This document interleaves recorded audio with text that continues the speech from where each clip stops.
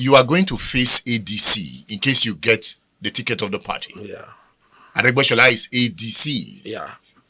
There is Adeleke, PDP. Yeah. And now there is APC. Yes. You have 3 strong parties. Yeah. Have you done your calculation? The calculation is very simple. APC has been the ruling party, and our members continue to increase in strength every minute. I'm not seeing that in PDP. Most of the people that went to PDP for APC then when we were in government because they thought of what they did not know, they are now back to APC. PDP people who are there then, they are now with APC. ADC is a new party trying to build up itself. It's not having our members as their party. And 2, some of your members form the core of ADC. The past. Yes. They were not with us in 2022. You remember that? So, but they were still in APC. Then. In 2022, even though they were not with you. They were not in 2022. They worked against you? They might have worked against us. Aregbesola worked against Oyetola in 2022. They might have worked against us. Are you getting? So if they are worked against us in 2022, that means already they were not part of our numbers. And now, our on the street, we are getting the momentum. People that were before didn't know that Governor Oyetola was a stunt administrator and that he managed, because if the kind of resources that we are having today is we have half of that when we are in government, people know that their life will be better than it is today. So but don't forget, when you were in government, the value of the naira was stronger. So you might have more money, but the value.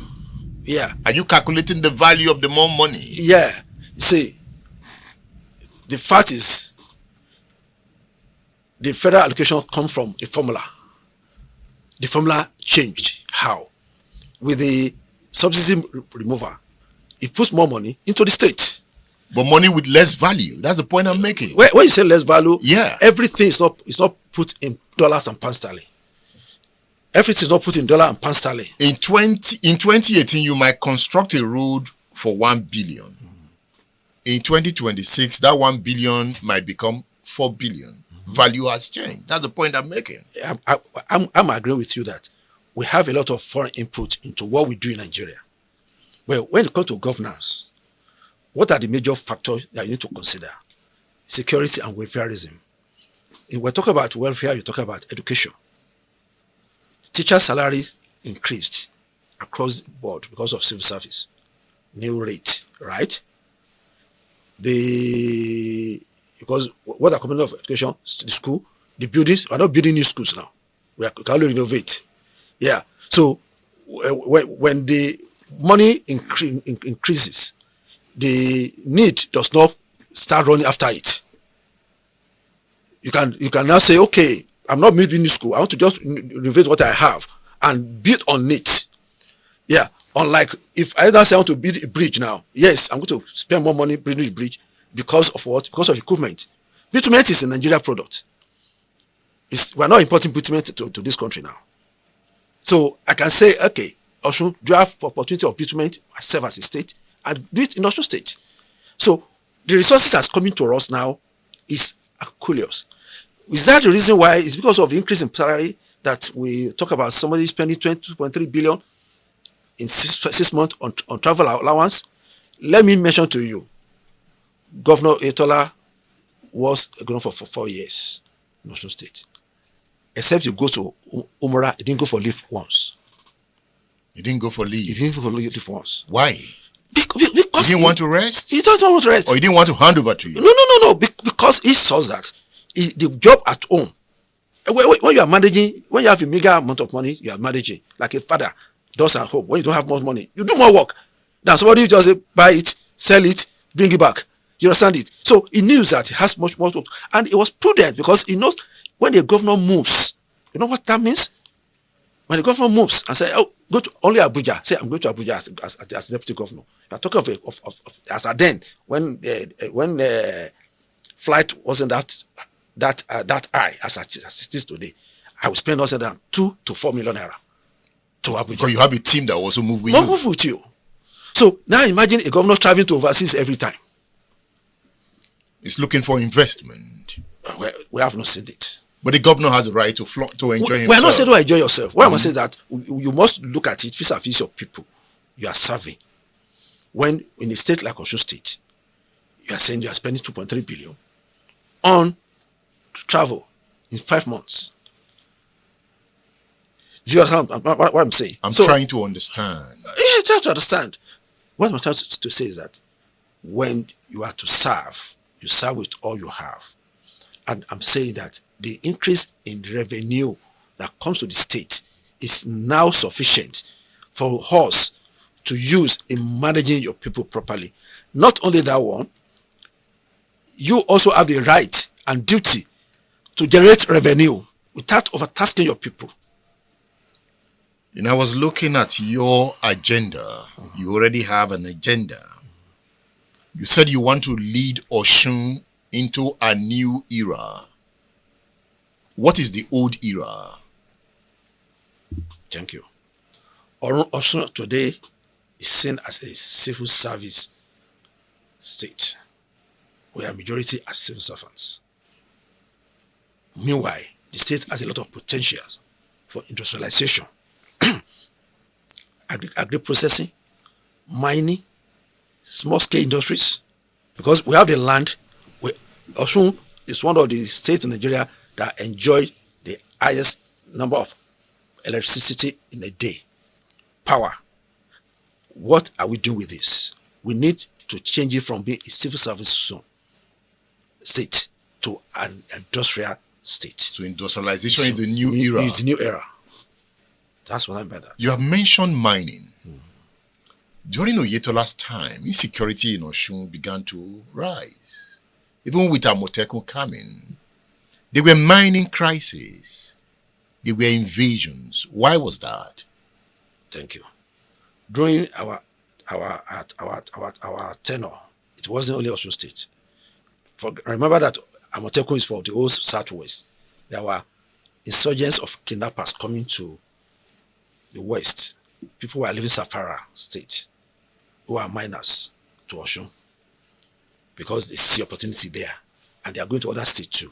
Then the issue of harassment was also on increase.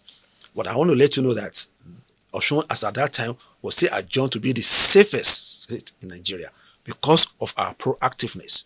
One, the idea of Amotekun emanated from Osun State.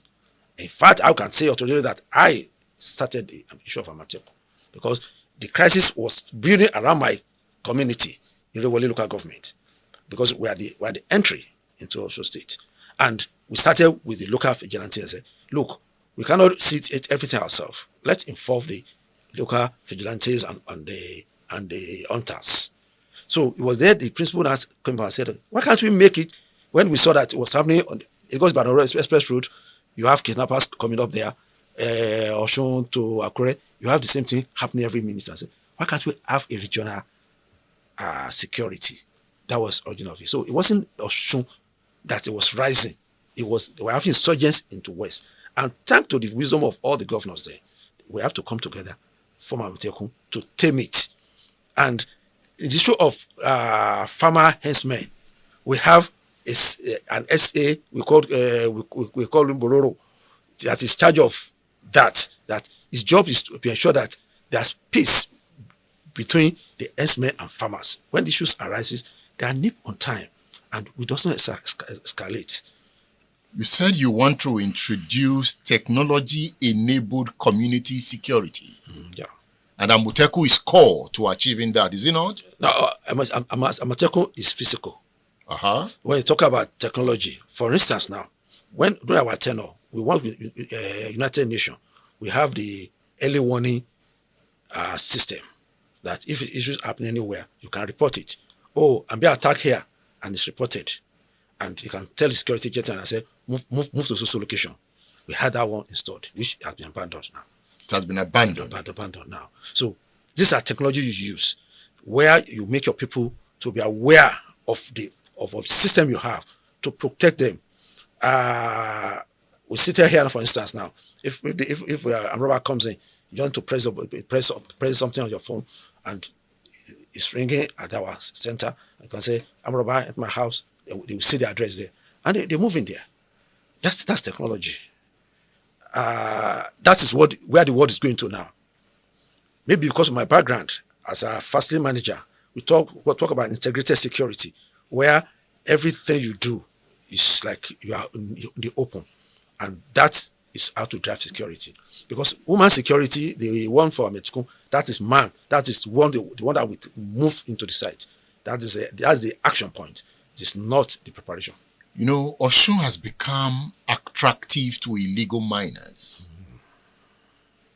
Are you looking at what you can do with the mining sector? When we're in government, that's when you have this guy that are doing the mining in Iponido, that we encourage them to come in. Then we also have Baja miners. We are trying to let people realize that you can still do what you want to do under a confirmed and structured establishment, so that the benefit comes to the state, and the people call illegal miners too. They can work and be supplier to such organizations. So things you want to do is make sure you have statistics of people who are mining in your community, legal or illegal. You can take the legal to become legal by being a feeder to the legal. Because once it's a trade, it's difficult to say don't eat again. But you can also redirect their activities in the positive way, so that the benefit will come to the people, will come to the state, and the people too can have their livelihoods. So you know, as we speak, mining is still feeling insecurity in Osun State. It's a big problem. Because it is not the way we are going about it. If you are following Osun State, you see that we arrested a lot of Chinese people who we know that we are not compiling with our rules and regulations. We visit there almost every time. We give attention to it because we believe farmers are meant to enjoy their lands, and miners can also do their mining. We are not the one giving licenses to miners. Remember that. But when they have their licenses, we want them to come under our rules, because it's our land. It is our people that we are interested in, and our well-being. And this we were achieving when we were in government. You also agree that the number has increased now of illegal mining than when we were in government. If you became governor, would you fight for mining to be pulled out of the exclusive list and be brought to the concurrent list, or even residual list, where federal government will have no role to play? It will be a mix of the two, because it's in natural resources, and natural resources is not meant for your community alone. Just like we are talking about sharing from oil for oil and gas, and the same way you cannot say, oh, totally we don't want to do that. But there must be a sharing formula. There must be also the involvement of our community and our state in determining how it should be done. Because at the end of the day, when you degrade my land, my people, my farm, what happened to the food security? What happened to the livelihood of the people? We're talking about insecurity. Security comes from lack of doing anything. When somebody is hungry, he might want to do anything to survive. So we have to ensure that people's livelihood are protected, the community are protected. We have some incidents that happens in, I think, Ibodi in Ife. A woman backyard was digged for mining, and she didn't know. In the night she went out to do whatever she wants to do, and she fell into the water, and they were looking for her.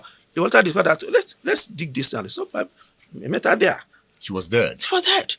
You know, these are things that we need. It's supposed to be run, just as it's done in the Niger Delta. The government is involved in so many activities of the oil companies, because they have the duty to protect their people.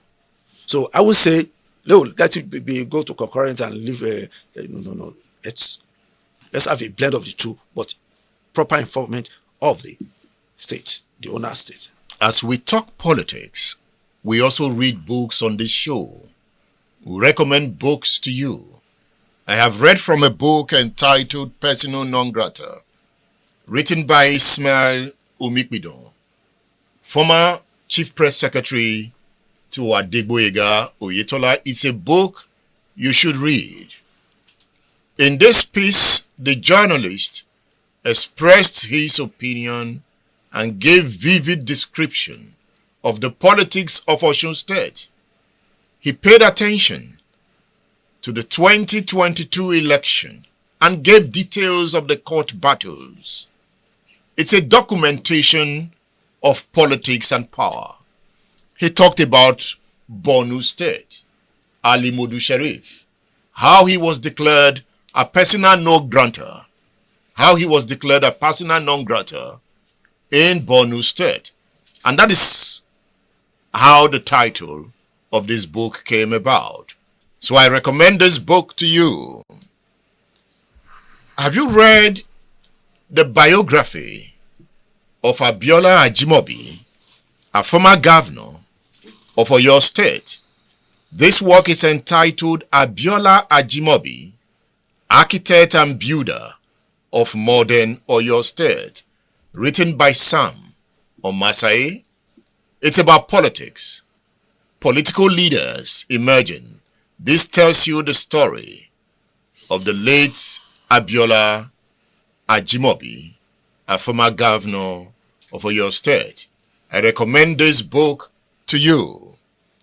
Another book you should read is this one, My Participation, written by B.C. Akonde, a former governor of Osun State. Hey, classic. He told a story here that perhaps some political forces didn't want him to tell.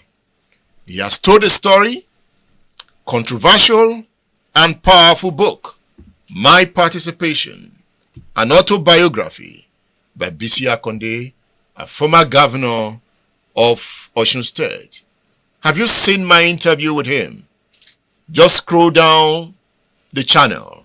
You'll see my interview with B.C. Akonde. I'm speaking to Benedict Olugboyega Alabi. Boa.